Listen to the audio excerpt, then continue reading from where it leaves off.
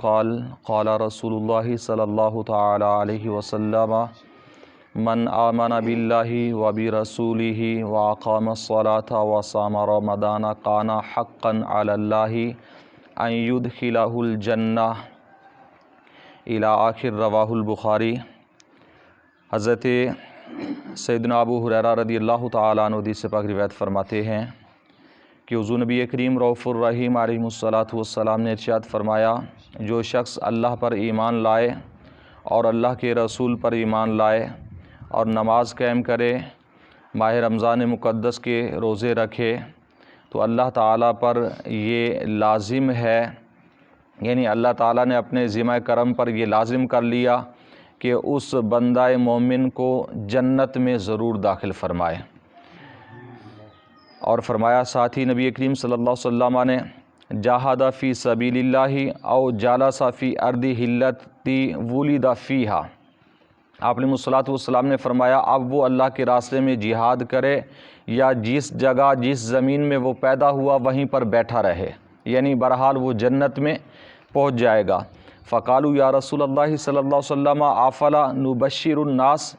صحابہ کرام میں نے عرض کی یا رسول اللہ صلی اللہ علیہ وسلم کیا ہم لوگوں کی اس کی خوشخبری سنا دیں، لوگوں کو خوشخبری یہ سنا دیں کہ جو اللہ پر اللہ کے رسول پر ایمان لائے، نماز قائم کرے اور رمضان پاک کے روزے رکھے اور اس کے ساتھ جہاد کرے یا نہ کرے، بہرحال وہ جنت میں پہنچ جائے گا۔ تو پیارے آقا علیہ الصلوۃ والسلام نے فرمایا قال ان فی الجنت مئۃ درجہ، آپ علیہ الصلوۃ والسلام نے فرمایا نہیں لوگوں کو اس کی جا کر یہ بتاؤ نہیں، اس لیے کہ جنت میں درجے ہیں، جنت میں 100 درجے ہیں۔ اور فرمایا اعدہ اللہ للمجاہدین فی سبیل اللہ، جنہیں اللہ تعالیٰ نے اپنے راستے میں جہاد کرنے والے کے لیے اللہ تعالیٰ نے وہ درجے بنائے ہیں جنت کے اندر 100 درجے۔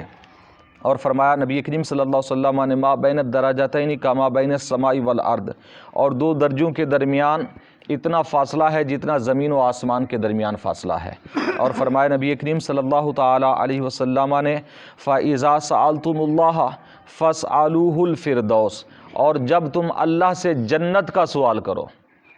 جب اللہ سے جنت مانگو، جنت کا سوال کرو تو اللہ تعالیٰ سے جنت الفردوس مانگو، جنت الفردوس مانگو، فَإِنَّهُ أَوْسَطُ الْجَنَّةِ وَأَعْلَى الْجَنَّةِ۔ پیارے آقا علیہ الصلوۃ والسلام نے فرمایا فردوس وہ مقام ہے جنت کے اندر کہ جو اوسط بھی ہے اور اعلیٰ بھی ہے۔ اور فرمایا وَفَوْقَهُ عَرْشُ الرحمن، اور جنت الفردوس سے اوپر اللہ تعالیٰ کا عرش ہے۔ وَمِنْهُ تَفَجَّرُ أَنْهَارُ الْجَنَّةِ، اور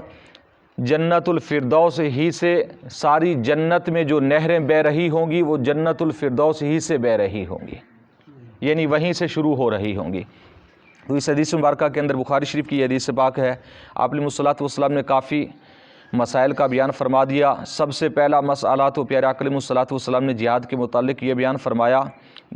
اس کی وجہ سے ہمارے فقہاء کرام نے، بزرگان دین نے یہ مسئلہ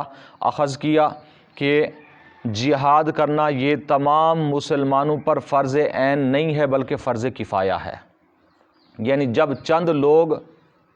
جیسا کہ ہم جنازہ پڑھتے ہیں، جنازے کے اندر اگر چند لوگ پڑھ لیں، ایک شخص بھی پڑھ لے تو سب کی طرف سے ادا ہو جائے، کوئی گناہ گار نہیں ہوگا۔ اور ایسے ہی جہاد فرض کفایہ ہے، اگر مسلمانوں کی مسلمانوں میں سے ایک جماعت ایسی ہے جو جہاد کرتی رہتی ہے تو اس میں اگر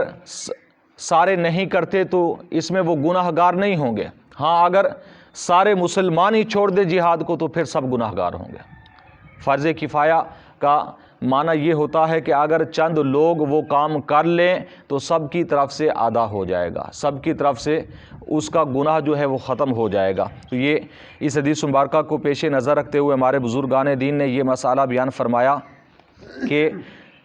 جہاد فرض کفایہ ہے، چند لوگ کریں تو سب کی طرف سے ہو جائے گا، اور اگر کوئی بھی مسلمان جہاد نہ کرے تو سب گناہ گار ہوں گے۔ اور نبی کریم صلی اللہ تعالیٰ علیہ وسلم نے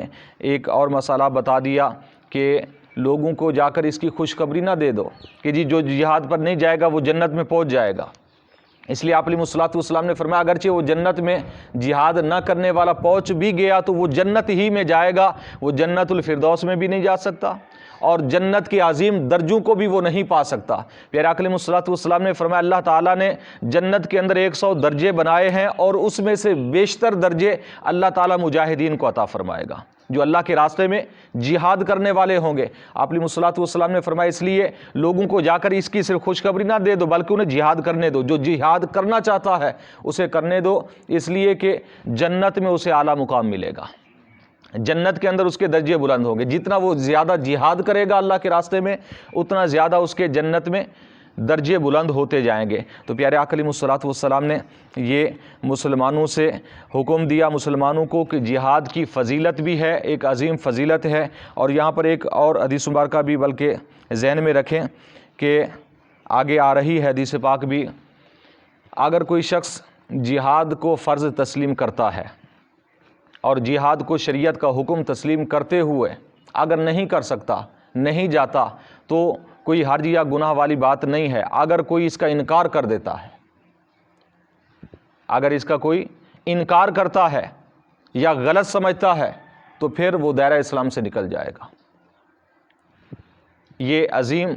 مسئلہ ہے، اسے ذہن میں رکھنا چاہیے کہ اگر کوئی یعنی دین کا کوئی بھی کام ہے جسے اللہ رسول نے فرض کیا یا واجب کیا یا سنت کیا ہے، اگر کوئی بندہ اس کا انکار کر دے، اگر کوئی بندہ اس کا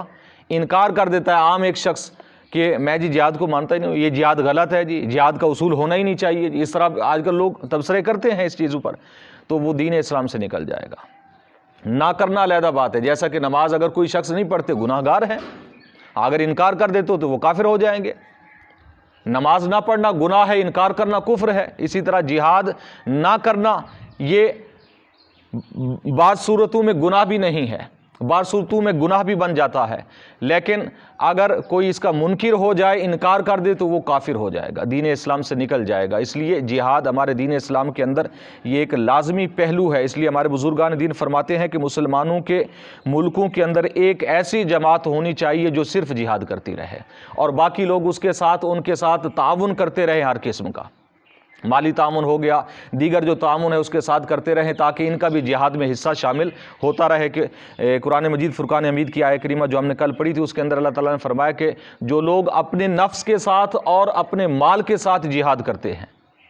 تو جہاد نفس کے ساتھ یعنی اپنی جان دے کر بھی ہو سکتا ہے، وقت دے کر بھی ہو سکتا ہے اور مال دے کر بھی جہاد ہو سکتا ہے۔ تو یہ ایک جہاد دین اسلام کا ایک عظیم پہلو ہے اور بہت بڑا ایک حصہ ہے۔ اگر ہم اسے چھوڑ دیں گے تو پھر ذلت و رسوائی مسلمانوں کا مقدر بن جائے گی۔ تو اللہ تعالیٰ کی بارگاہ میں دعا ہے کہ نبی کریم صلی اللہ علیہ وسلم کے وسیلہ سے ہم سب کو علم دین سیکھنے کی، سمجھنے کی، عمل کی توفیق عطا فرمائے۔ آمین بجاہ النبی الامین وما علیہ الا البلاغ المبین۔